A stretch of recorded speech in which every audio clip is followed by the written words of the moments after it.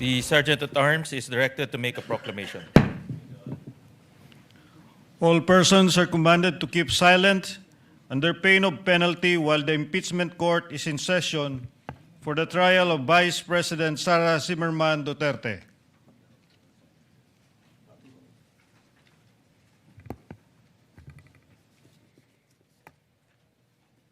The impeachment trial of Vice President Sara Zimmerman Duterte is hereby called to order. We shall be led in prayer by Senator Judge Christopher Bongo.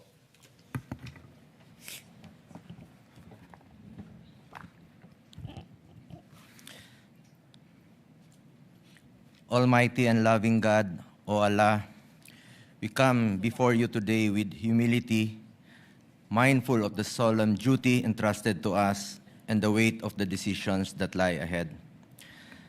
Grant us wisdom to discern what is right, courage to uphold the truth, and fairness in every judgment we make. Keep us from prejudice, anger, personal interest, and political pressure.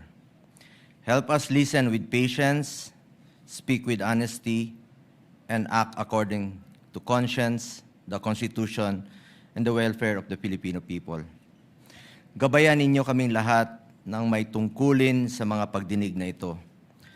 Naway ang bawat panig ay mabigyan ng pagkakataong marinig, ang bawat ebidensya ay mapag-aralang mabuti, at ang bawat pasya ay nakabatay sa katotohanan, katarungan, at tamang proseso.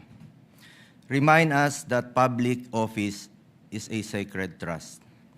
May we never lose sight of the people whose lives are affected by our words, our actions, and our decisions. Let the pursuit of truth strengthen our institutions and deepen our commitment to serve with integrity and compassion. Lord, bring healing to our nation. Where there is division, grant us understanding, patience, and unity. Where there is distrust, restore faith. Where there is fear and anger, give us calmness and restraint. When these proceedings are concluded, help us move forward together. Naway makabalik na kami sa aming pangunahing tungkulin, ang magserbisyo at maglingkod sa ating mga kababayan. Naway maituon naming muli ang aming buong pansin sa paglilingkod sa ating mga kababayan, lalo na sa mga higit na nangangailangan. Lastly, may the Philippine Senate remain united in fulfilling its role as the last bastion of democracy. Within these halls, may truth prevail and the true voice of the Filipinos be heard. May compassion for others be a steadfast virtue we live by in our words and in our actions. And may we, your senator judges, be instruments of your grace in the pursuit of peace, justice, and the common good. All this we ask in your holy name. Amen. Amen. The clerk of court will now call the roll. Roll call of members. Senator Judge Aquino. Senator Judge Cayetano Alan. Senator Judge Cayetano Pia. Senator Judge De La Rosa. Senator Judge Ejercito. Senator Judge Estrada. Senator Judge Go. Senator Judge Ontiveros. Senator Judge Lacson. Senator Judge Lapid. Senator Judge Legarda. Senator Judge Marcoleta.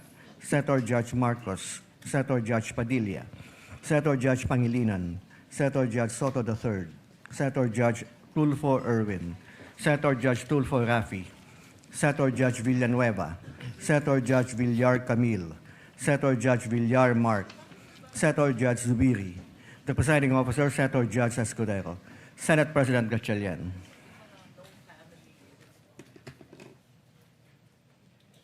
With 19 senators present, the chair declares the presence of the quorum. With the permission of the body, if there are no objections, we dispense with the reading of the July 13, 2026 Journal of the Senate sitting as an impeachment court and shall consider the same as approved. The clerk will please call the case before the impeachment court. Case number 004-2026 in the matter of impeachment trial of Vice President Sara Zimmerman Duterte. appearances?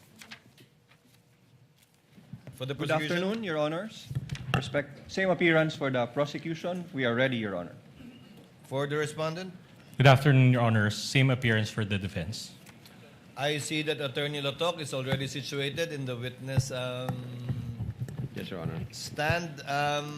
To remind you, Attorney Lotok, you shall continue with your testimony and be subjected to the continuation of cross-examination of counsel for respondent and shall be answering under the same oath that you took yesterday. Is that clear, sir? Yes, Your Honor.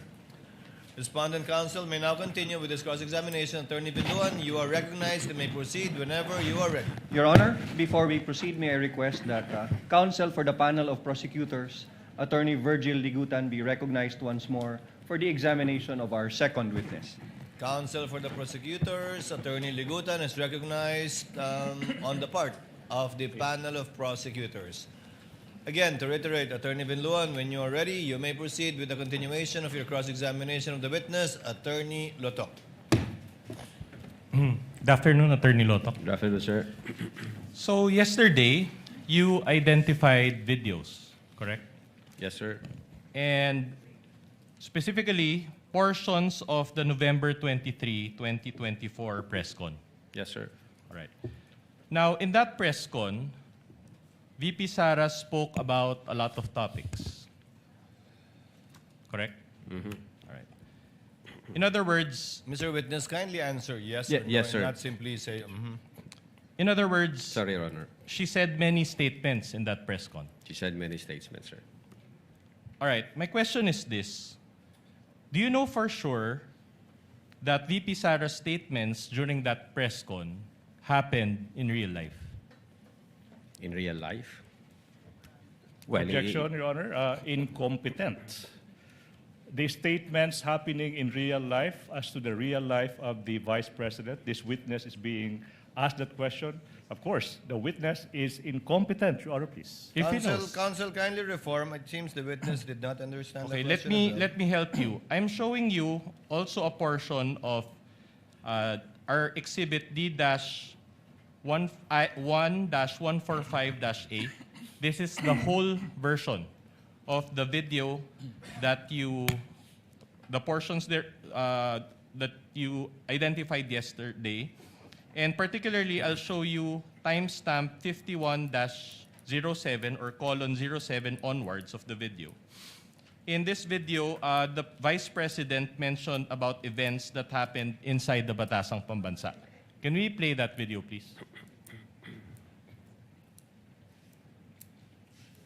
Dapat sa demokrasya, there's a rule of law. And then they make rules as they go along. Whoever pleases the speaker, get her out of the House of Representatives. Kasi hindi siya dapat nandyan. Bakit? Pag may-ari niyo ba itong compound na ito, then sasabihin pa nila sa akin na there is a threat to my life inside the Batasang Pambansa? Why is there a threat to my life? All right. My question to Your you Honor, is Your this. Honor, point of clarification, if I may, Your Honor, please. Counsel for the prosecutor is recognized. Your Honor, there is a video that is marked in evidence capturing the events on November 23, 2024. And here we have the defense. Your Honor, may we just note the objection, Your Honor? Wait, I'm This explaining. is not a time for lecture, Your Honor. Counsel have not yet recognized you. Let counsel for the prosecutor Your Honor, finish. point of clarification, they are presenting a video with anecdotes. I'm now questioning the propriety of the defense presenting a video without laying the basis where this video came from, who is the source of those annotations thereto. Because, Your Honor, there's a video. They're confronting this witness with that video by presenting their own annotated, it's like a props, Your Honor, please. This is highly irregular in the court of law. Counsel for the respondent, is this the video previously marked in evidence? Your Honor, as I mentioned, we marked it in evidence as D-4-3, Your Honor. And this was also marked by the prosecution as their own. They have a separate No. marking for this, Your No. Honor. This is part of the No. 2-hour and so-and-so minute video? Correct, Your Honor. At any rate, Your Oh, Your Honor, Honor, if I may be Counsel allowed for to the finish. prosecutor, kindly hold on. At any rate, Your Honor, Counsel for the respondent, Okay. the chair is not yet done. And the annotation below the video, is that part of the marked video? this is part, Your Honor, of a separate exhibit that is also part of the Articles of Impeachment, Annex G, Your Honor. This is Mr. Calilong's own transcription of the video, just to be clarified on But that who matter. put it there? We just placed it there, Your Honor. So we're making him identify actually the video as well as the appropriate transcription, which are both part of the Articles of Impeachment and Annex G9. Presiding officer will allow it. Witness may answer. So the question is, can you confirm for certain that these statements or any part thereof happened in real life? Can you give me the timestamp, Your Honor, para ma-compare ko siya? Kung, Timestamp 51-07. Your Honor, if I may refer to my notes. You may do so, sir. Anong timestamp, sir? 5107.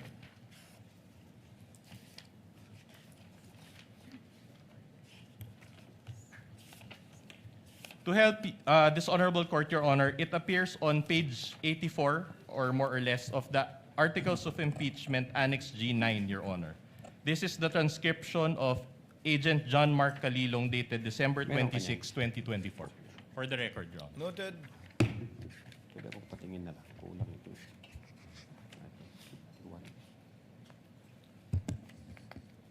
Timestamp 51. Show it. Your Honor, in the interest of time, can we confront the witness with our own copy Your own copy of what, counsel? of the Articles of Impeachment Annex G9, Your Honor? Well, counsel, assisting counsel for the prosecutor is there. If in case there are any problems, kindly confirm if indeed that is the document being shown to the witness. Wala din siya.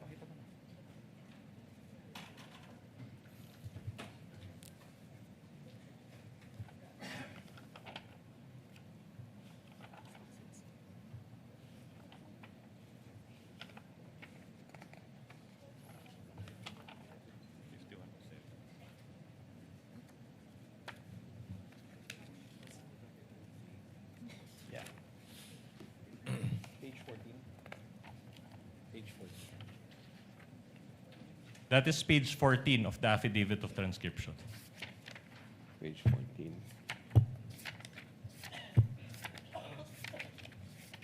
Saan dito? This is page 14.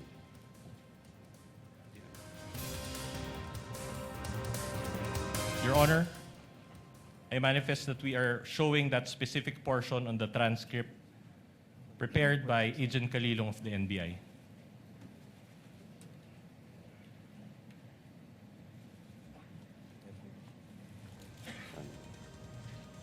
But actually, Your Honor, even without consultation with the transcript, my answer is very simple. I'm just asking Your Honor. My question, I'm sorry, is very simple. My only question is, does he know for certain that these statements or any part of this statement happened in real life? Your Honor, nabasa ko po rito sa copy ko, yung nandiyan dyan. So do you confirm that the statements were made by the Vice President, Mr. Witness? It's here in the transcription, Your Honor, yes. No. My question is not whether she made the statement. My question is, if you know, based on your personal knowledge, if any statement or a portion thereof happened in real life. That's the question. Well, Your Honor, the fact that we have the video on November 26, when the Vice President reiterated what she uttered in November 23, 2024. Your Honor, I'm not even... And at the same time, Your Honor, The maybe witness is in the manifest- process of Allow the answering. witness to answer. Your Honor, we invited the media personalities who have personal knowledge on that date and on that online press conference. And nung tinanong namin sila kung nag-participate sila, sabi nila yes, nakausap nila yung Vice Presidente, nagbigay sila ng mga katanungan. So definitely yes, nangyari po yun. Your Honor, may you manifest, Your Honor, make a manifestation. Yes, Counsel. Your for Honor, responding. it appears that the witness is not being responsive to our question. He's talking about something that I did not ask. We are only focusing on this particular statement. We will show other statements later on. And we cannot get an answer from him if he knows. Counsel, even I am confused with the question happened in real life. I think some of us are too.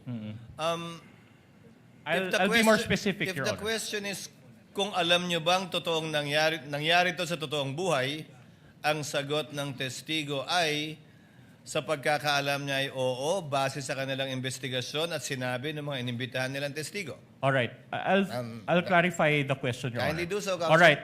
In this statement, for example, the Vice President said, there were threats to my life inside the Batasang Pambansa. Are you confirming that? That is within the All right. transcription here, sir. Now, my question to you is this. Did you investigate those threats Objection, to VP Your Honor. Sara's June? Okay, now. I'm not yet done. All right, Allowed, sige. I'm not allowed. yet done. Yes, Counsel, yes. So. Did you investigate the threat to VP Sara's life during that time?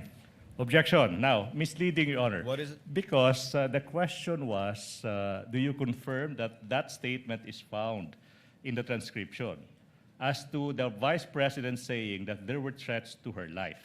And then the witness said, yes, I confirm that I can find it in the transcription. Now the next question of the good counsel is, so did you investigate the threats?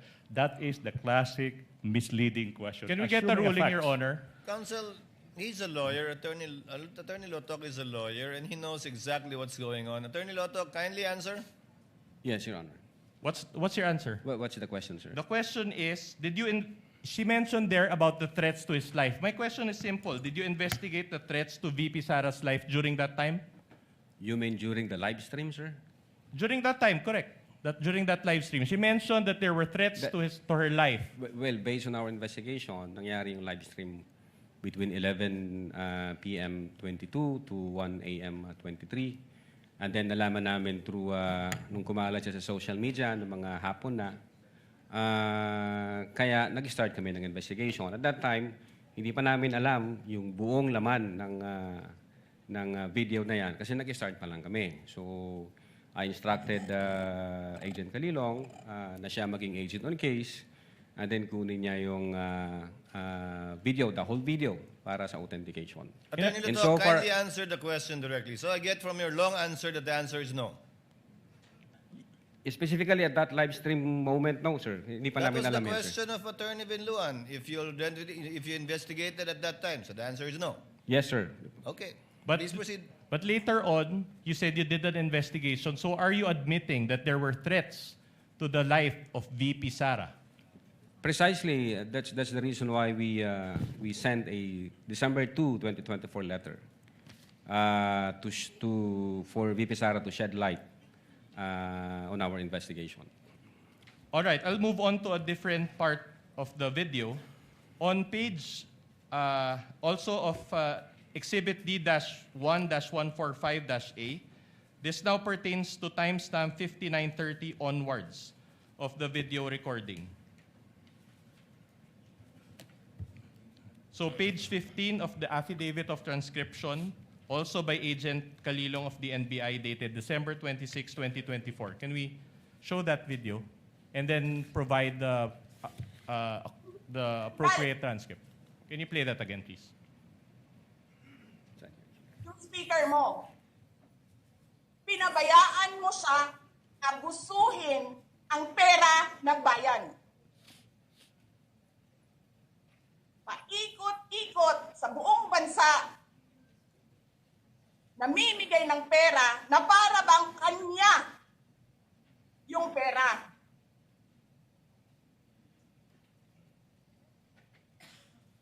Eh di ba nga, lagi niyo sinasabi separation of powers? Anong trabaho ng legislative branch? Gumawa ng batas. Anong ginagawa ni Martin Romualdez? Nagdidirect ng DSWD, namimigay ng ayuda,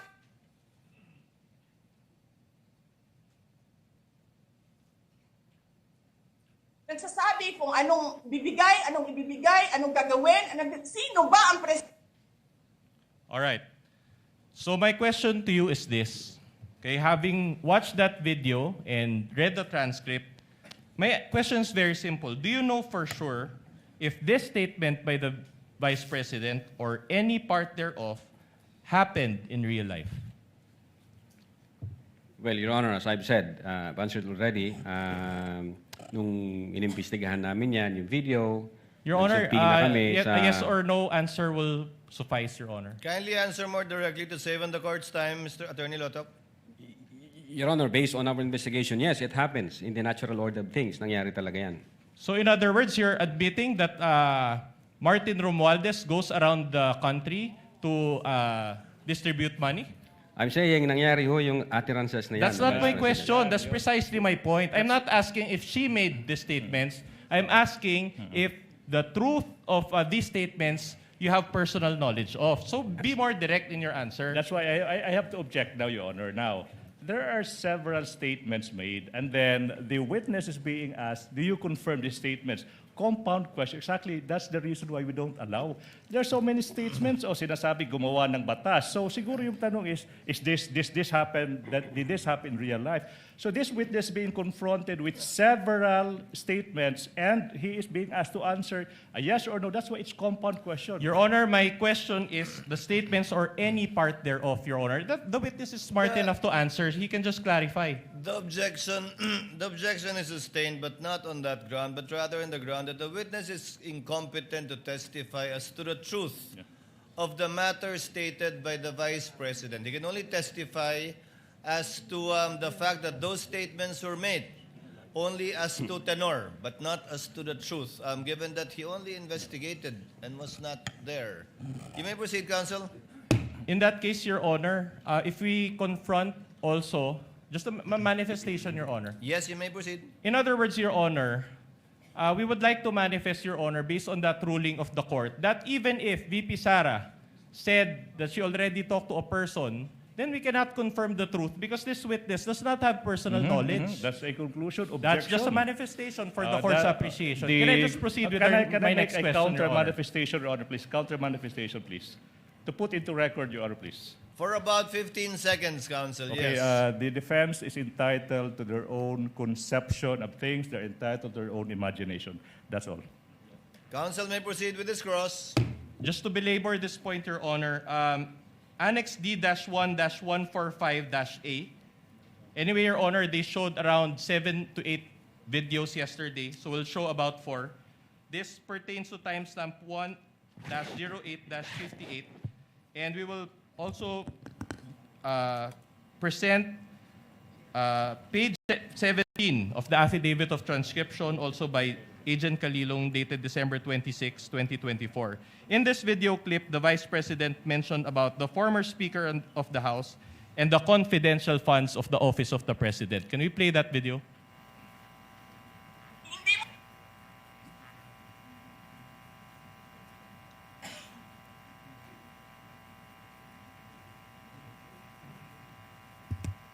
hindi ka nga dumadaan ng contest eh. Kasi wala kang kalaban sa Tacloban. Hindi lang tao, pupunta yan doon sa Tacloban, mangangampanya yan sa kalaban mo. Kasi, magnanakaw ka. Hindi ka dumadaan sa audit.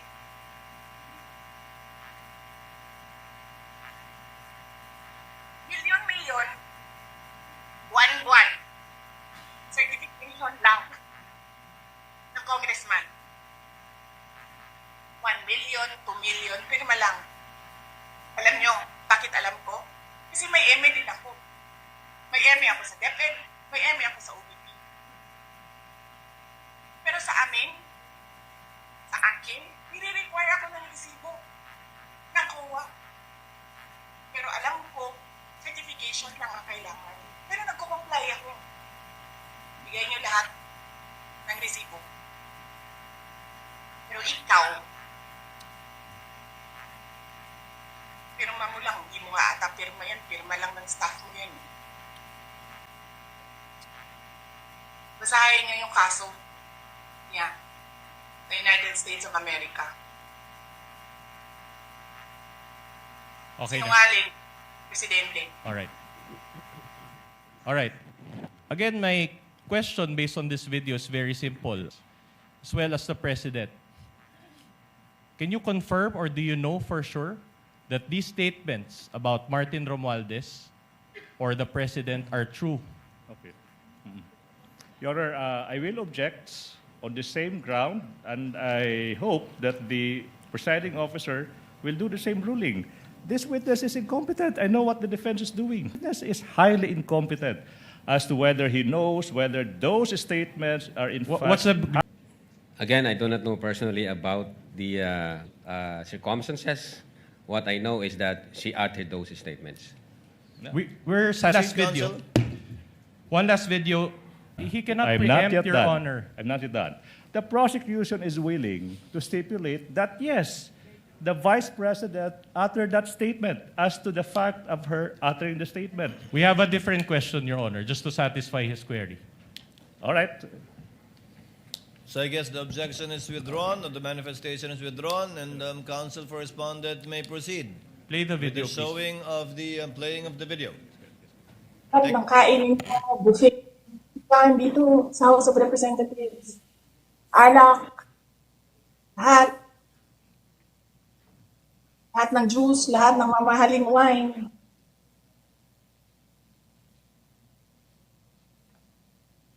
Pero yung taong bayan na pinamisan ninyo, 20 pesos na rice, yung taong bayan na hindi ninyo pinupuntahan sa mga komunidad nila, ano sabi nila? Asin lang okay na mi, anad naman mi ana. Ganyan ang bayan natin. Okay na lang kami sa asin. Saan ka nakahanap ng bayan na ang tao, because of their hopelessness, because there is no functioning government, umukay na lang sa asin.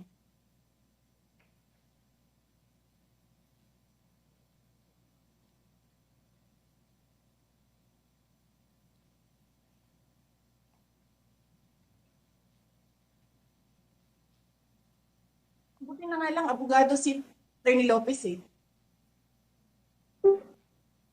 Kasi alam niya kung ano sasabihin niya doon sa mga pumasok sa kwarto niya. Na take note, nagnakaw pa ng cellphone. Saan ka nakahanap? Papasok ka, nanakawin mo yung cellphone, dadalhin mo pa yung tao.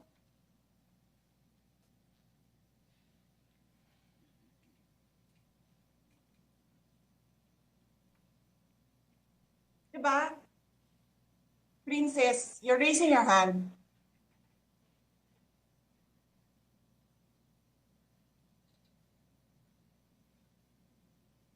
Hello?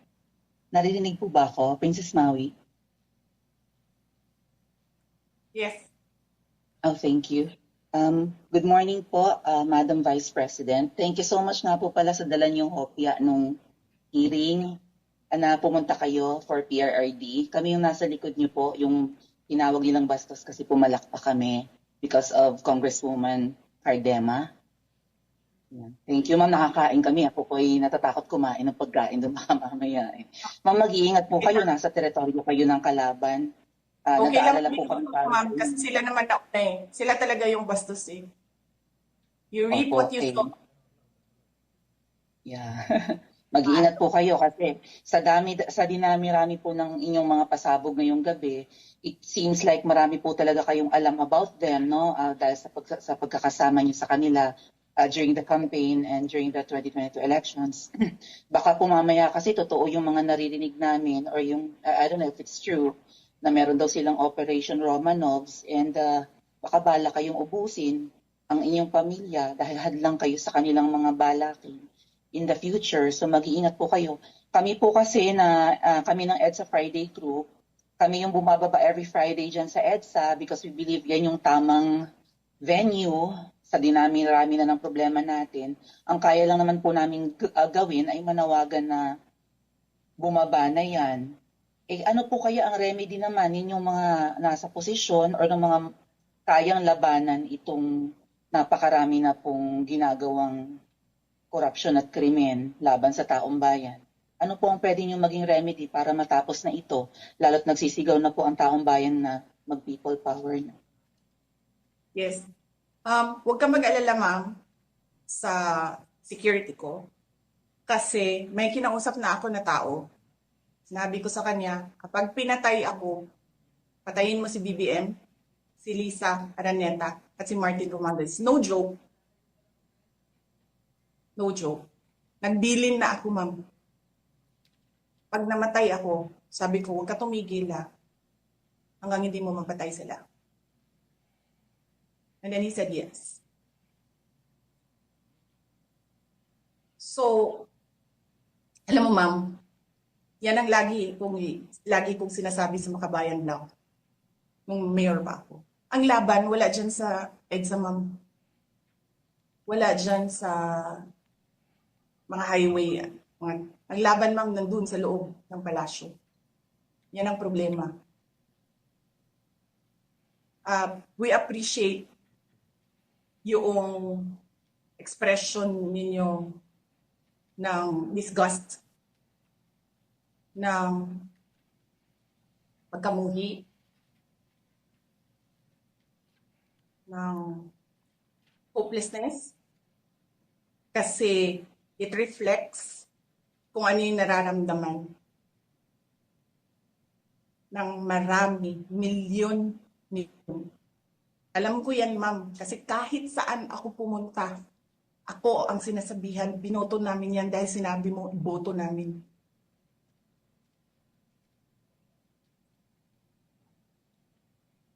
So, yes, ma'am.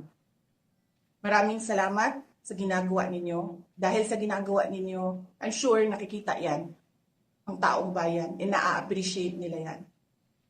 Marami sa ating mga kababayan ang gusto sumali sa inyo.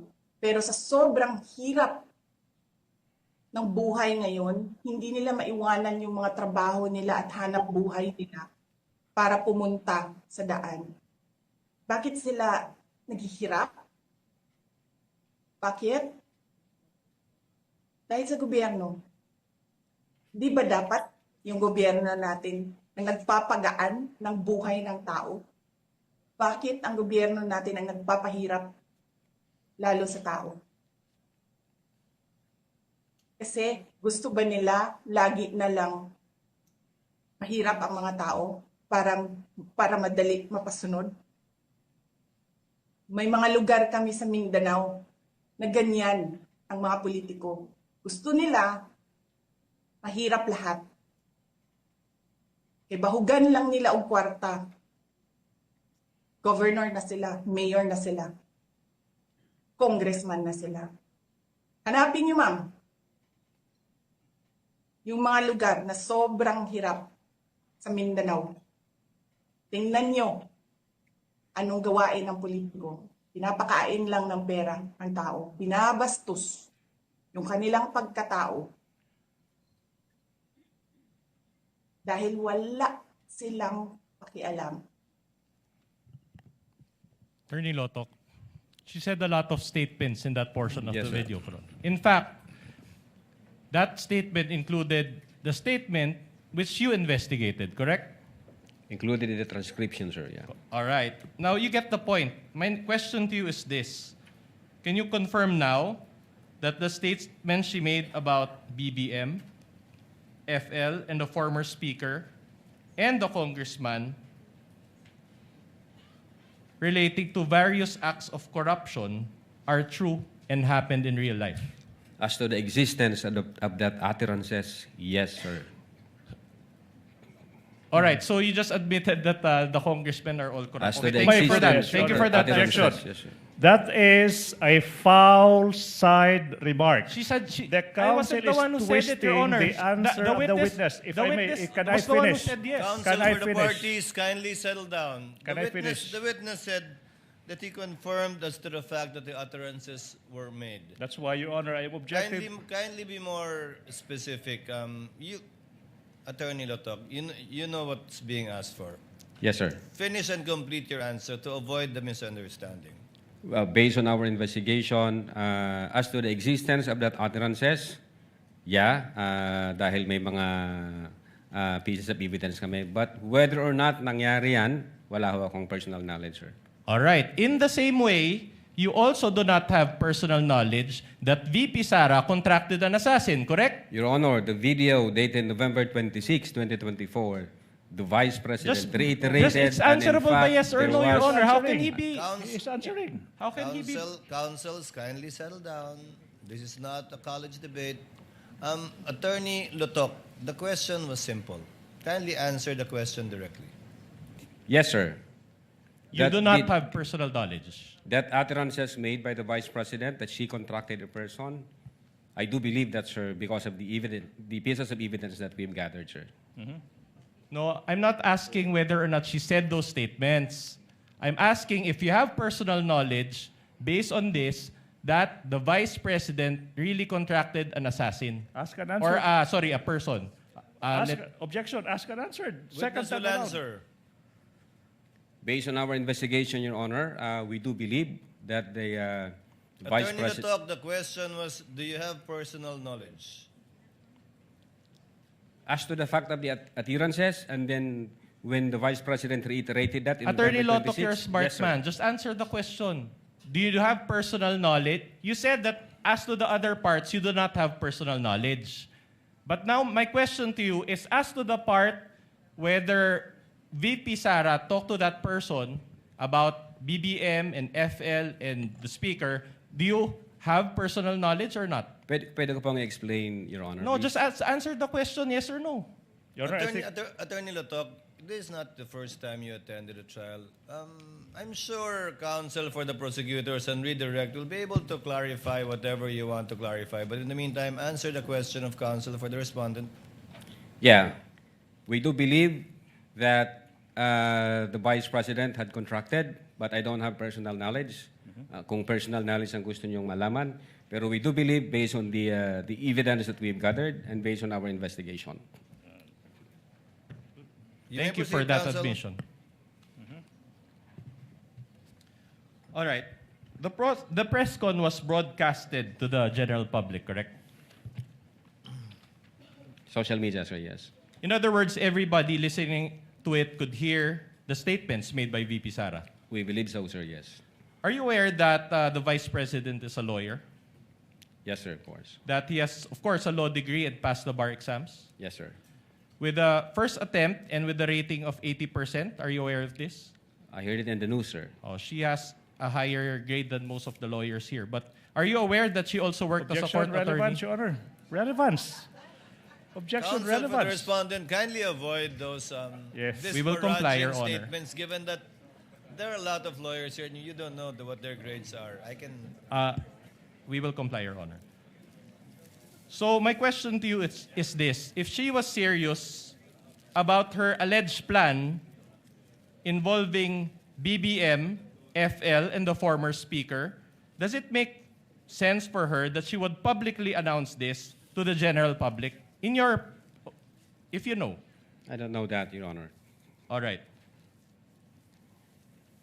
In fact, you showed in your direct examination, you also showed portions of the October 18 press con, correct? Yes, sir. And that press con was also done in general, before the general public, correct?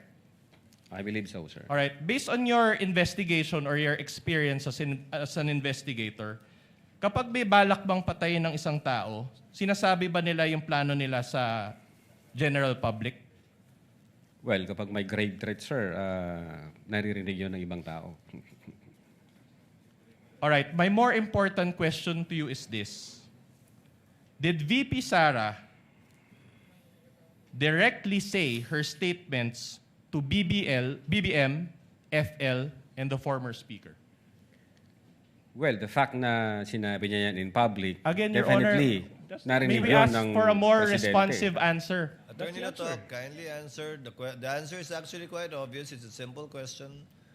Did the Vice President utter those statements directly towards the persons allegedly threatened? We believe so, Your Honor, because the utterances was made in public. So what's the answer? We Did believe so, yeah. VP Sara directly say those statements to BBM, FL, and the former speaker? Askan answered. He said, we believe so. But we did not get the responsive answer, Your That's Honor. the Can we answer, you ask didn't the get it. witness to give a more responsive answer? That's his answer. We believe so. Yes, that's a yes. That's so clear. Without putting words into the mouth of the witness, I will be the one to ask. Attorney Lotok, you meant yes, right? Yes, sir. Proceed, counsel. All right.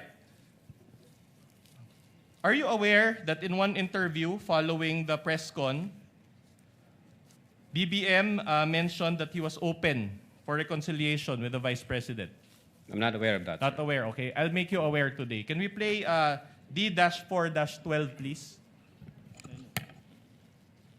Mr. President, kayo po ba sa puso ninyo, gusto niyo bang makipagkasundo pa sa mga Duterte? Oo. Ayaw ko ng gulo. Gusto ko makasundo sa lahat ng tao. Mas maganda, marami na akong kaaway. Hindi ko kailangan ng kaaway. Kailangan ko kaibigan. Kagaya ng sabi ko sa'yo, pagka... hindi ko... Magko-confess ako dito. Pwede naman po, para akong pari po nito ngayon po. Ewan ko, kahit hanggat maaari, ako, ang habol ko yung stability, peaceful, para magawa namin yung trabaho namin. Kaya ako, laging akong bukas sa ganyan. I'm always open to any approach na, alika, magtulungan tayo. Diba? Kahit hindi tayo magkasundo sa polisiya, hindi tayo magkasundo. Gawin yung trabaho, pero wag na tayong nanggugulo. Wag na natin, tanggalin natin yung gulo. All right. Attorney Lotok. So based on that video, BBM was open to reconcile with VP Sara, correct? Anong date po ng video, sir? We will provide the date in a while. They're researching on it. But even without the date, you can confirm. Di gusto kong malaman kung anong date, sir. So you cannot answer the question without us providing the date of this Tingnan ko ho interview? kung ilang buwan na yan after nung November 23. All right. Move on, counsel. While you're checking on the date, you can go back to that topic. Now, assuming that this happened after, do you still maintain that BBM really believed in his mind that VP Sara would harm or kill him? I mean, how would I know that, Your Honor? Precisely. So you don't know. You cannot know that, Your Honor. Correct? Yes.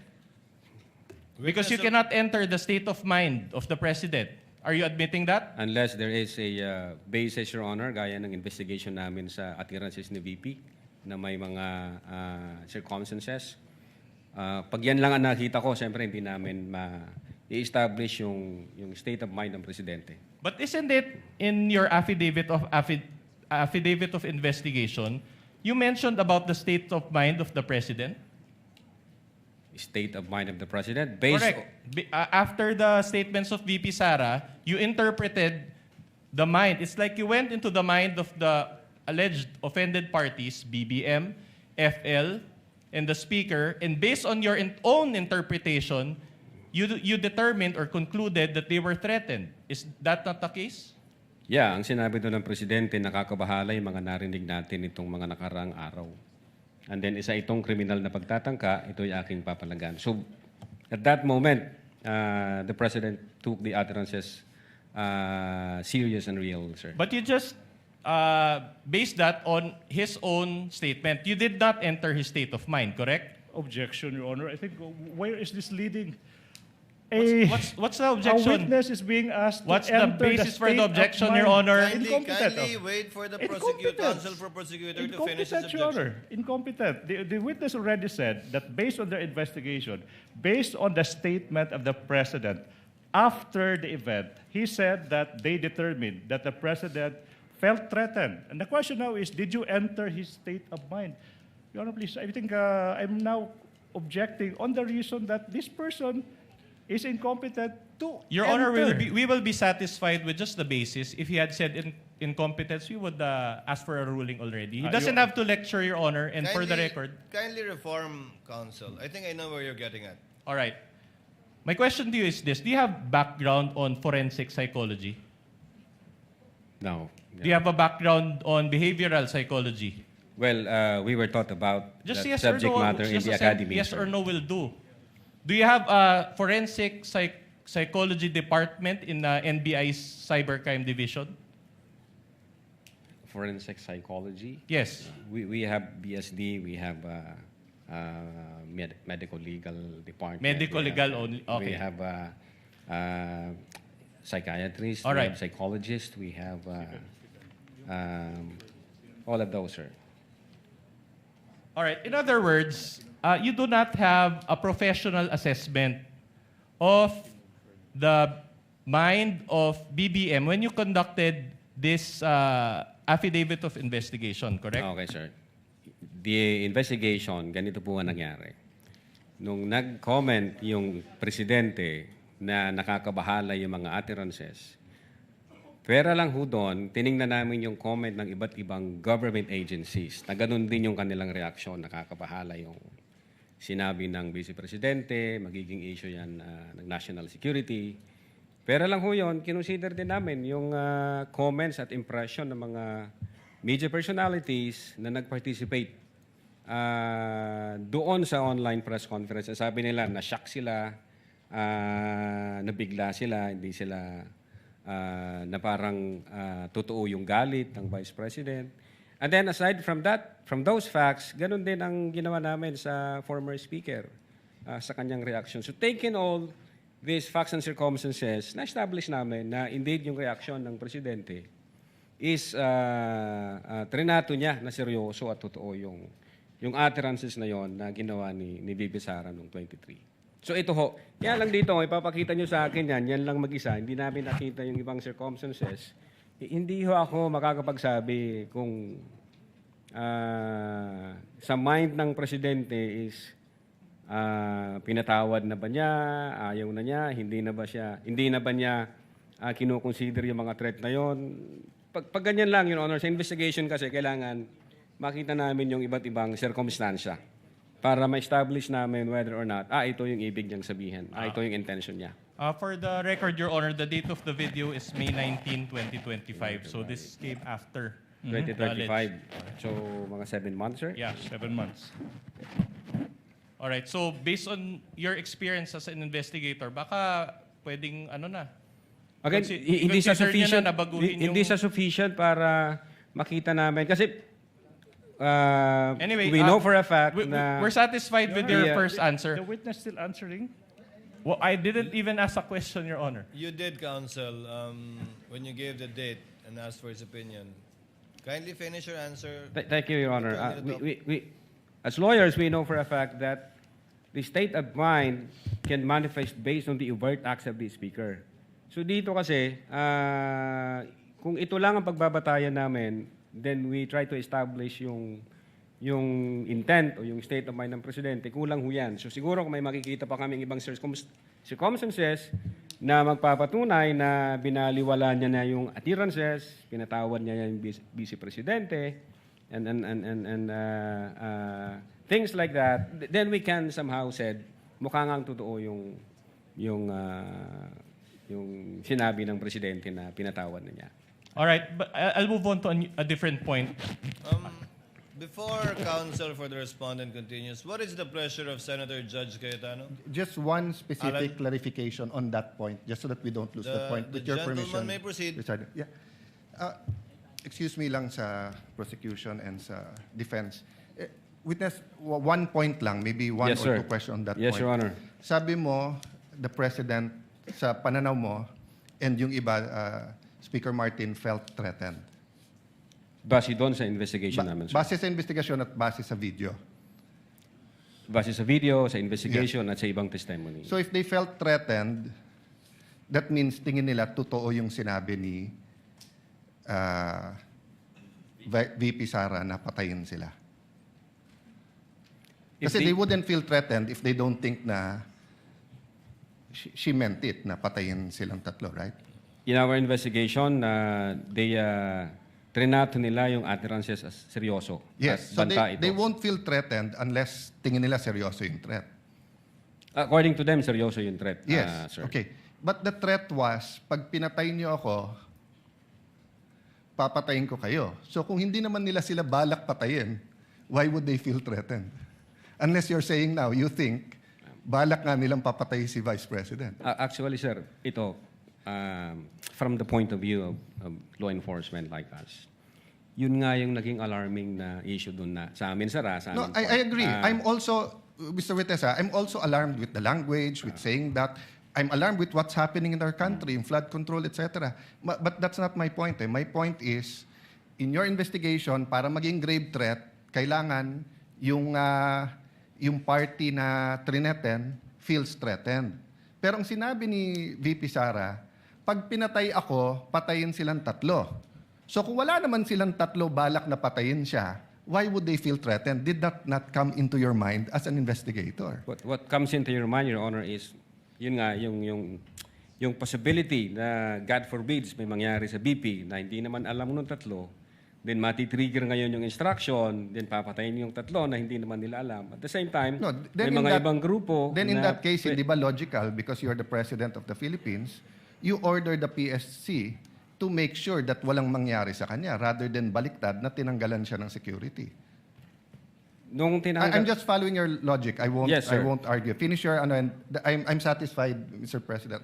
I'm just trying to figure out nga no how you came about yung gave threats given Yeah. na ang sinabi niya kung papatayin ako. So We- finish your answer so that we qualify that grave threats sa term namin as event-based condition na yun nga, pag nangyari yung event, magti-trigger ngayon yung threat. Now, insofar as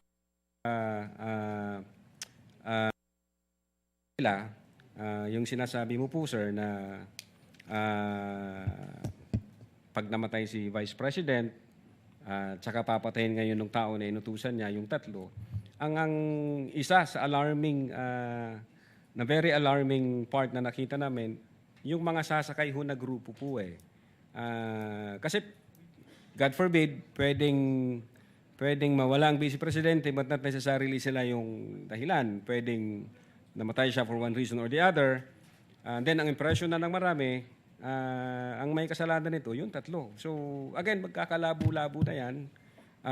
May sasakay na sa issue, thinking na pag pinatay nila yung tatlo, ang sisisihin ngayon yung kampo ni Vice Presidente kasi may attirances na ginawa ang Vice Presidente to that effect. So, yun ho yung sa investigation namin. Now, insofar as pumasok ho yung elements ng grave threats, yeah, we believe na pumasok yung elements ng grave threats kasi nasatisfy ho lahat ng elements ng grave threat based on the revised penal code. I'm assessing your answer, but malayo na malapit yung sagot mo dun sa triggering events. Kasi parang logical, di ba? Dahil sinabi niya yon, baka may gumawa. Hindi nga mag-trigger, papatay sa kanya. So para matrigger na patayin ang Pangulo, you're saying that VP Sara is asking other people to kill her so that they can kill Marcos. Di sana, sinabi na lang niya, patayin niyo si Marcos. Sabi mo i-trigger, but anyway, I'm trying to process, but hindi logical yung sinabi mo that event will trigger. Because the event that will trigger the assassination on the tree is the killing of the Vice President. And the Vice President will not tell people, kill me so that you kill them. Precisely, Your Honor. Ang death kasi, for instance, mamatay ang Vice Presidente, it does not necessarily follow na yung tatlo yung lang papatay base doon sa attirances. Pwede kasing mamatay yung Vice Presidente for one reason or the other. And again, since walang makakaalam kung sino ang pumatay dyan, ang impression ng mga tao ngayon, matitrigger ngayon yung instruction. Pag na-trigger yung instruction, pwede na ngayon sumakay yung iba-ibang grupo, thinking na kahit mabulilyaso ang sisisihin dito, ang Vice Presidente. Kasi nga, may attirances na ginawa ang Vice Presidente in public. From the point of view of law enforcement, ang gulo nun, Your Honor, matter of national security po yun.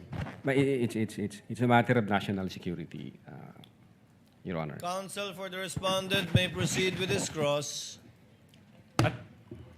So just to, before I leave this point, at any rate, you made all those observations and conclusions without any background on forensic What do you mean? psychology, correct? I don't have background for forensic All right. psychology. Okay, that's enough. Now, I'll go on to a different point. Let's talk about the context of these statements. The press con included a question and answer portion. Again, sir? The press con included a question and answer portion. Yes, I think so. And the VP Sara statement, which you investigated, was an answer to a question that was asked during the press con. Yes, sir. And in fact, the focus of your investigation was VP Sara's answer, correct? What kind of answer, sir? Answer to the question asked in the press con. Can you tell me the specific questions and the specific answers? You were sir? the one who investigated it and you don't know the statement that you Objection, investigated. I will Marami yung object vague. question doon, maraming answers, sir. Saan po Exactly. doon ang tinutukoy? Objection na? vague. Sustained. Kindly reform, counsel. All right. In our exhibit D-1-145A, I will read the transcription. This is the transcription also by John Mark Kalilong, dated December 26, 2024. A certain Princess Maui asked, Counsel may approach from both parties to assist the witness. mag-iingat po kayo kasi sa dinami-rami ng pasabog ninyo ngayong gabi, it seems like marami po talaga kayong alam about them dahil sa pagkakasama ninyo sa kanila during the campaign and during the 2022 elections. Baka po mamaya kasi totoo yung mga naririnig namin, I don't know if it's true, na meron daw silang Operation Romanov. And baka bala kayong ubusin ang inyong pamilya dahil hadlang kayo sa kanilang mga balak in the future. So mag-iingat po kayo. My question to you is this. Will you agree that based on this question by one Princess Maui, there was also a threat against VP Sara and her family, namely Operation Romanov? Well, sabi ko nga, narinig ko yung term na Romanov nung binigkas yun ni Mayor Baste noong January during Maisog Rally. Other than that, wala ako kaming validated na about Romanov operation. But you watched this video, correct? So you heard it also during that time. Yan ho yung sabi ni Princess Maui, sir. So you heard Then, it. Nag-invite kami kay Princess Maui, tinanong ko yung agent on case, kung nag-invite ba tayo kay Princess Maui, ang sabi ng agent on case, hindi raw siya nag-appear. All right. Kasi we want to clarify With the things. sir. permission of the counsel for the respondent, what is the pleasure of Senator Judge Rafi Tulfo?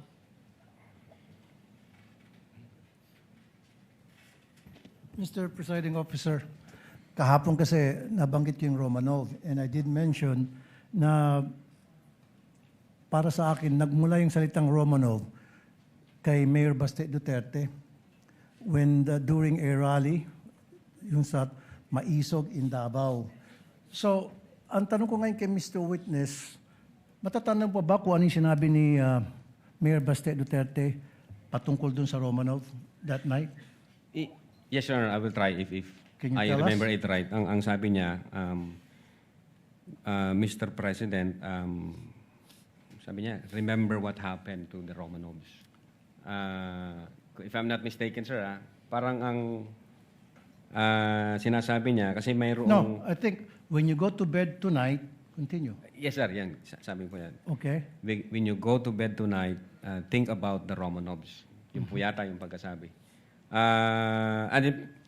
Parang sinasabi niya na baka mangyari sa pamilya niyo yon gaya ng nangyari sa inyo noong 1996. Kung tama yung memory ko, sir. Parang ganun po ang sinasabi ni Mayor Baste. Kaya nga, Mr. Presiding Officer, nagtataka ako na binanggit yan ni Princess Maui doon sa press conference, sa online press conference ni VP Sara, yung Romanov na banta for Sara Duterte when in fact, it was Baste Duterte ang nabitaw ng salita na yon warning sa first family. So, which, Mr. Witness, para sa'yo, saan ba talaga yung Romanov nag-umpisa at sino ba talaga ang dapat mag-ingat doon sa banta na Romanov? Yeah, insofar as our investigation is concerned, since nag-start yan doon kay Mayor Baste, at wala ho kaming ma-validate na ibang Romanov operations na nangyari, I think nag-start yan sa kanila, sir, sa kapatid ng Vice Presidente. Thank you, Mr. Witness. No other questions? Mr. Presiding Officer. Noted, entered into the records, and counsel for the respondent may continue with this cross. All right. So you mentioned that just now that Mayor Baste said, think about the Romanovs, correct? Yan yung statement ni Mayor Baste, sir. But I'm asking Operation Romanov eh. So hindi naman think about the Romanovs. My question to you is this. With the permission of counsel for the respondent, Senator Tulfo seeks recognition again. What is the pleasure of Senator Yeah, Tulfo? I just want to make it clear, Mr. Presiding Officer, na yung threat na yon, yung Romanov na salita, it was used to warn as a threat to the first family. The word Romanov came from the mouth of Mayor Baste Duterte, na para bang binabantaan niya yung first family. You follow me, Mr. Witness? Yes, sir. Tama po yun. Thank Tama you. po yun. Noted. Counsel may proceed. Your Honor, that's my question. Can the witness be allowed to answer that question with a manifestation first before he allows? Kindly repeat the question because even I forgot the question, All right. counsel. You mentioned that Mayor Baste said that statement, think about the Romanovs, etc. Yes, sir. But he did not mention Operation Romanov. It was Princess Maui who mentioned the word Operation Romanov. And I know you don't have, I personally don't have any knowledge about what Mayor Baste said, and that is not the subject of this case. Let's just stick to the facts of this case. Okay? In the video, it was Princess Maui who said Operation Romanov. All right? Now, will you agree with me that based on that question, there was also a threat against VP Sara and her family? That's the question. According to the question, sir, yes. All right. Now, you mentioned yesterday that you can motu proprio investigate threats against the Vice President. Under the law, sir, yes. All right. My next question is very simple. Did you conduct a separate investigation on Operation Romanov? Well, since ang focus ng operations namin, sir, is cybercrime investigation, I think ang makakasagot niyan yung intelligence service namin, sir. Insofar as the cybercrime division is concerned, ang focus namin, crimes committed by, through, and with the use of information and communication technology. As to the fact whether or not may Operation Romanov, ang makakasagot po niyan either yung intelligence service o yung director ho namin, sir. So insofar as you are concerned, there is no ongoing investigation on Operation Romanov. Again, ang focus ng investigation namin doon sa grave threat and then inciting to sedition against the Vice President, insofar as the existence of whether or not may Operation Romanov, siguro makakasagot niyan, sir, yung intelligence service, yung director ho namin. All right. So no. At any rate, are you aware of if the Vice President was the target of unauthorized intelligence or surveillance operations? I'm not aware, sir. All right. With the permission of counsel, Chair will recognize Senator Judge Pangilinan, thereafter Senator Judge Erwin Tulfo. Just one or two quick questions. You may proceed, sir. On the issue of Princess Maui. Opo. And itong investigasyon na sinasabing inimbestigahan ba yung threat against the Vice President. Kung hypothetically dumating si Princess Maui at nagpaliwanag tungkol sa Operation Romanov at sinabi niya ang detalye, Yes, sir. kikilos ba ang Definitely, cybercrime? sir. Definitely. Ano ang gagawin ninyo kung nakuha ninyo yung ganong klaseng impormasyon? We will validate the information first, sir. Ang problema, sabi nga ninyo kanina, hindi nga humarap. Opo, sir. But as in any other case, kung may humarap at pinag-usapan at sinabi ganito yung threat, what is the standard operating procedure of the NBI? We validate first the information, sir. And then pag confirm na, then we will start case build-up, sir. Thank you. Thank you. Senator Judge Erwin Tulfo, what is your pleasure, sir? Thank you, Mr. Presiding Officer. Just want to direct my question to the witness here. Yes, Your Honor. Yung Romanov plot, well, aside from what Senator Judge Tulfo said, that came from Baste, but I picked it up doon sa video na pinalabas kanina ng defense, Yes, Your Honor. yung Romanov plot versus Sara, according to Princess Maui. Did you take that information seriously or not? Yes, Your Honor. That's the reason why nung marinig namin o makita namin yung question ni Princess Maui about the Romanov, we conducted an open source investigation. Tiningnan ho namin baka meron. Yun nga, ang nakita namin yung January 2024 during Maisog Rally, if I'm not mistaken, na yung the word Romanov, ang nagbigkas ho noon si Mayor Baste, Your Honor. All right. So, yung statement ni Princess Maui sa video, how do you rate that info? Sa inyo po sa NBI, sa mga intelligence agencies, yung mga informations po ninyo, may rating. Tama po ba? Correct me if I'm wrong here, Mr. Witness. For example, pag yung information po ninyo, pag yung information po na natanggap ninyo ay may mga rating po. A1, completely reliable. A2, completely reliable information, probably true. B1, usually reliable source, information confirmed. B2, usually reliable information, probably true, but needs validation. C1, fairly reliable source, information confirmed. C2, fairly reliable source, information needs validation. D to F, source is doubtful, unreliable, or reliability cannot be assessed. So, saan yun nilagay yung sinabi ni Princess Maui? Saan dito sa classification po na ito ng source of information? Is it A1, A2, B1, B2, C1 hanggang DF? Saan po? Kasi po ngayon, sir, napakarami na po mga impormasyon ng mga fake news. Opo, sir. Sir, kung pwede na pong sumagot. Go ahead po. Go ahead. Sir, yung una po namin ginawa, we tried to invite Princess Maui to shed light doon sa sinasabi nilang Romanov. Since hindi ho nag-appear si Princess Maui, wala ho kaming basis. So, classify muna namin ito na non-validated information.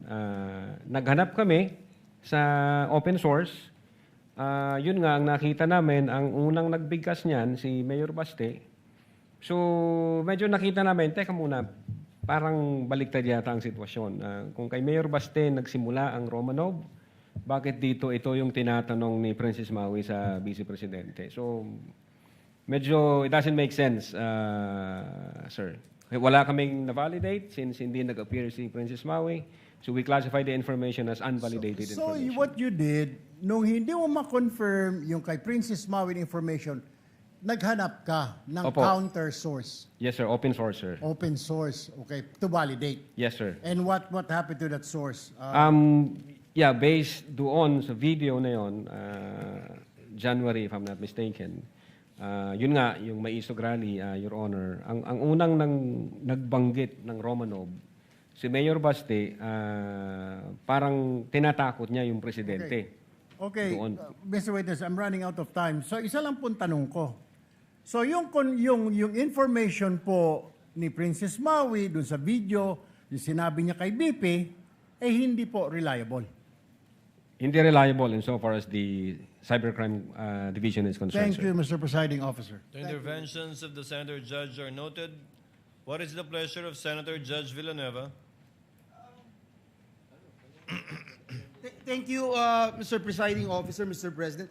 Just a very quick question on this particular topic, and I will no Gentleman longer. may proceed. Thank you, Mr. President. I will no longer dwell on the Operation Romanov, despite the fact that thank you to Senator Judge Rafi Tulfo who told me that about the dates, and I will not even mention or tackle the conditional threat. But I was looking at this NBI letter dated 2nd of December 2024, marked as Annex I. This is prosecution's P4-5 exhibit. responded Duterte to appear in connection with the investigation of the alleged grave threats. Mr. Witness, nakasaad din po dito sa sulat na iniimbestigahan ng NBI yung mga banta laban sa kanya at makakatulong po dito ang kanyang pagharap sa investigation. Tama po ba ito, Atty. Yes po, Your Honor. Tama po yan. Dahil po hindi personal na pumunta ang ating Vice Presidente, ano po yung naging epekto nito sa investigasyon ninyo sa mga banta laban sa kanyang buhay? Gusto ko lang malaman, ipinagpatuloy niyo po ba ang investigasyon ng NBI? What is now the status of this investigation? Yes, sir. Since yung second letter ng Vice President through her lawyer, may sinasabi doon na may threat sa life 6 months ago pa.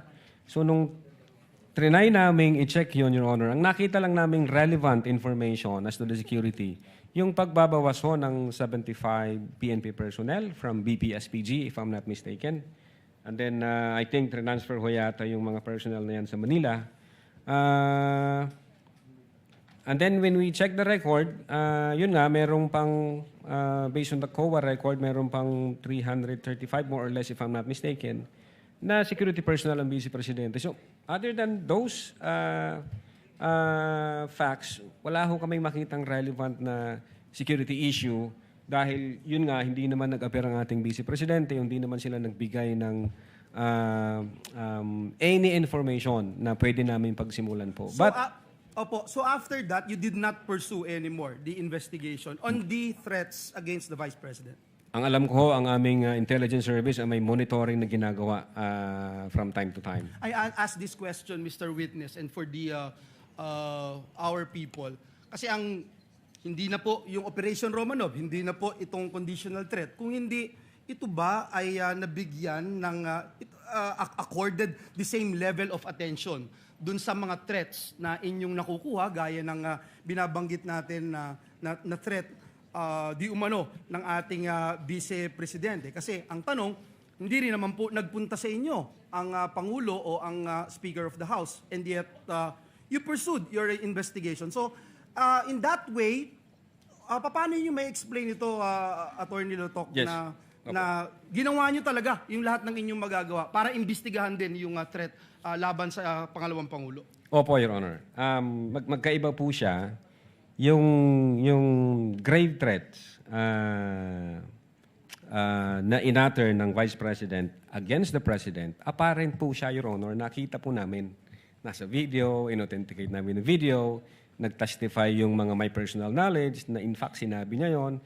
So, malinaw ho na nag-exist yung utterances na yon that qualifies the crime of grave threats. Dito ho, sa threat ng Vice Presidente, wala ho kaming ganong same na information na nakuha. Wala kaming apparent na mayroong threat against the life ng Vice Presidente. Kasi nga, hindi sila nagbigay ng specific information, hindi ho nagpakita ang Vice Presidente para mag-shed light doon sa investigation namin. So, hindi ho namin siya makita na parehas. Magkaiba po yun. Ang sa Presidente, apparent siya. So, definitely under the law, ang NBI can motu proprio undertake an investigation. Dito sa Vice Presidente, allegation siya. Wala kaming ma-validate na information. So, hindi ho pa magti-trigger yung investigation doon. But I am sure, insofar as the intelligence service of the NBI is concerned, continuous ho yung monitoring yan at nag-ahanap po sila ng mga lead para masolidify yung information na yan. Thank you, Mr. Witness. I know the law. Presidente, Vice Presidente, Speaker, pwede niyong tingnan at imbestigahan yan. But I feel na importanteng maipakita natin sa taong bayan that same level of attention ang ibinigay po natin, at we also, if we need to walk the extra mile of investigating, we have to do it in the name of fairness. So, yun lang po yung nakita ko, and siguro yung sinasabi nyo nga po, hindi sumapat yung inyong mga nakalap na mga impormasyon, whether the information ay kulang or hindi kayo nagkaroon ng access sa mga information na ito, kaya po hindi nagtuloy. Opo, Your Honor. That is insofar as the Cybercrime Division is concerned. Thank you. Thank you very much. Thank you, Mr. What President. is the pleasure of Senator Judge Lacson? Thank you, Senator Judge Villanueva. I just want to pursue the point raised by Senator Judge Rapi Tulfo and the The others. gentleman may proceed and he has 2 minutes. I don't know about the other senator judges, pero until today, when Senator Judge Rapi Tulfo clarified Opo. na yung palang Oplan Romanov, a threat against the first family. Yes, sir.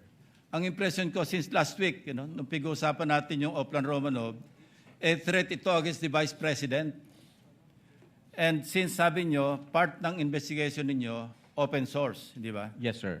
Opo. Yung bang speech ni Mayor Baste Duterte sa Maisog, naging part ba ng open source nyo yun?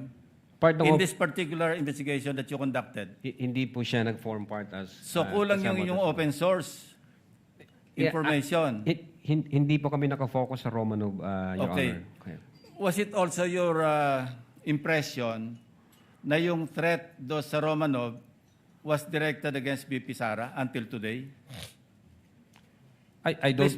Please be honest. Yeah. Don't be ashamed. No? Yeah, I don't think so, Your Honor, kasi unang-una, ang context ng Operation Romanov against the first family. I know. So it definitely against the President and his family, Your Honor. Ngayon, nung tinanong ho siya ni Princess Maui, doon nga kami nagtaka, anong ibig sabihin ng Romanov? Anong context niya ng Romanov? Bakit against sa Vice President? Hindi naman sila yung first family. So, yun yung reason po, Your Honor, kung bakit we try to invite Princess Maui na shed us some light para makita namin ano bang ibig mong sabihin doon. Ano ba yung pwede namin i-validate na information para makapag-case build-up kami pag meron. Yes. So bakit hindi naging part ng investigation nyo do sa threat against the life of the President and the First Lady? Kasi family yung binabanggit ni Mayor Basten, di ba? Hindi kasama yung si Speaker Romualdez, hindi kasama yung Chief Justice. Opo. Di ba? Yes, sir. Pero threat against the family, the first family, Yes, sir. as mentioned by Senator Judge Rapi Tulfo. Yes, Your Honor. So, ang sabi mo, hindi naging part ng investigation nyo do sa inyong investigation report or sa affidavit of investigation, yung open source ng Maisog Hindi po siya speech. nakasama. sir. Bakit hindi napasama? Open source din yun eh. That could reinforce yung inyong theory o yung conclusion nyo na meron talagang serious threat against The first family. the President and the others. Bakit hindi nyo ginawang part do sa affidavit of investigation unless pareho tayo na impression na until today, ang alam natin sa Romanov, a threat against BP Sara. Yun ang impression ko since last week. Yun ho By the yung, way. yun po yung impression namin nung hindi pa namin nakikita That's sa exactly open my source. question, Attorney Lotok. So ngayon nyo rin lang na-realize na yung palang Oplan Romanov, a threat pala sa First Family. First family. Opo, Your Honor. Oh, thank you. Noted, entered into the records. I would have Presiding recognized Officer. Senator Go first, but since you're there already, Senator Judge Alan This is Cayetano, just a you may proceed, sir. manifestation and point of information. As Senator Judge Lacson said, no, it's for each judge to appreciate. But let me put context, no. I'm not close to VP Sara. I'm not close to Mayor Baste. Ang kasama ko sa Congress si former Deputy Speaker Pulong. But in the last 4 years, I think I've seen him twice or thrice. Yes, Your Honor. Okay. But my reading nung sinabi ni Mayor Baste is pag natulog ka sa gabi, remember the Romanovs. So we have to look at our history. The Romanovs were evicted via a revolution. Diba? So, Mayor Baste was doing a parallel ng 1986 na paalis yung mga Marcoses via revolution. But unlike the Romanovs, the Marcoses were given asylum or whatever you call it in Hawaii, and over time, nakabalik until the president became president. Ang Romanovs, inubos sila para nga hindi makabalik. Now, if Mayor Baste was making Romanovs uubusin kayong Marcos, di dapat na-offend si Senator Judge Amy Marcos because she's a Marcos. No? So, secondly, if he made that threat, so if he was saying, may Oplan mo, Romanov or maro-Romanov kayo, I'm sure the PNP or the Presidential Security Command, the National Council, would have filed a case against Baste. So I just want, it's fair that you mentioned him, it's fair sa investigation mo, but I don't think we should draw a conclusion here that Mayor Baste was threatening the first family because remember, there's a thin line between a warning and a threat. So pag sinabi ko sa iyo ngayon, witness, pareho tayong abogado, kumpanyero, pareho tayong taga-Ateneo, mag-ingat ka sa sasabihin mo. That could be a fair warning. That could be not a threat, di ba?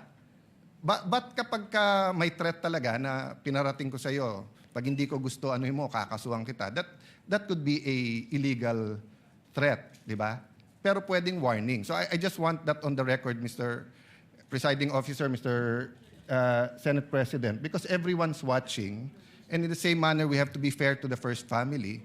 We have to be fair also to Mayor Baste and to the Dutertes, that rather than draw a conclusion that there was an actual. So the Counsel for Defense was making a distinction, mentioning Romanov and Oplan Romanov are two different things. It may be the same, it may be different thing. For all we know, narinig ni Mayor Baste na sila Iro Romanov, kaya binanggit niya pabalik. We don't know. I don't know.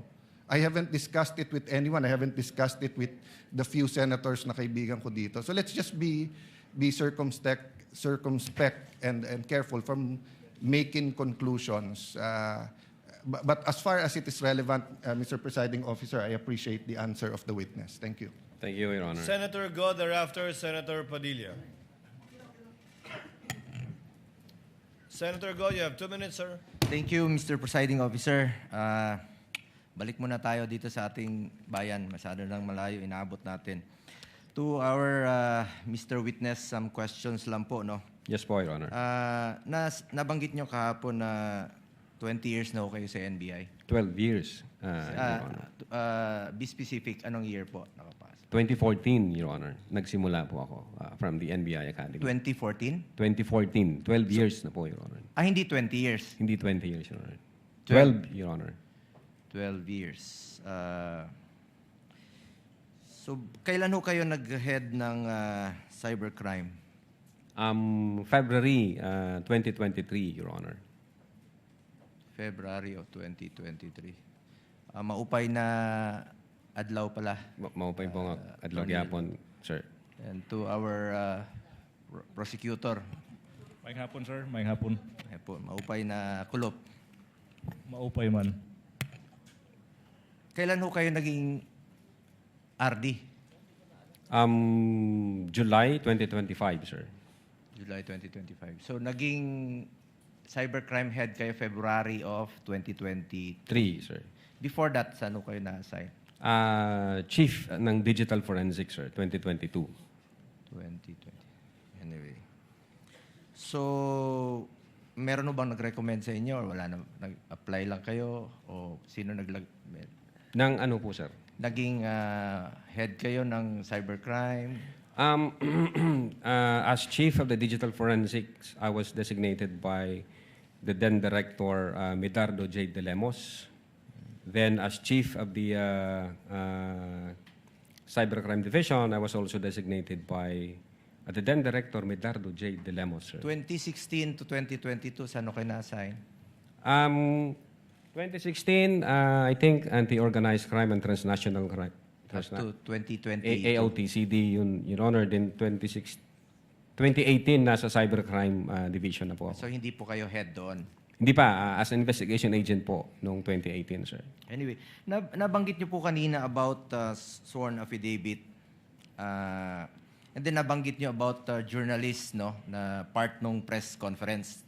Tama ho ba? Yes, sir. Marami sila, di ba? Marami nabanggit sa yes, mga nakarang araw, including last week, di ba? Bakit ho ba, ba't hindi nyo kinuha bakit po hindi kinuha ang sariling sworn affidavit ng mga journalists na personal na naroon po sa press conference? Sa halip ay affidavits po ng agents na naglalaman po ng inyong summary ng mga sinabi po ninyo. Bakit hindi nyo pinursige yung mga affidavits ng mga nandoon sa...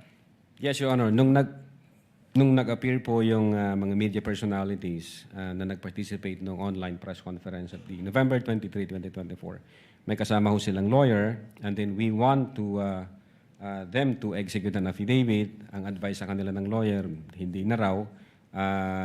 Pwede lang sila mag-participate ng interview.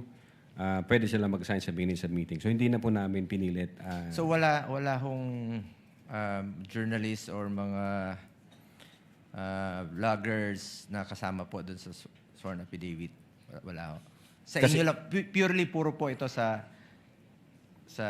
NBI, nagaling sir. sa NBI lang po. Yes sir, kasi ayaw po ng lawyer nila na mag-execute sila ng affidavit. Okay. Pero may kasama po silang lawyer doon, sir.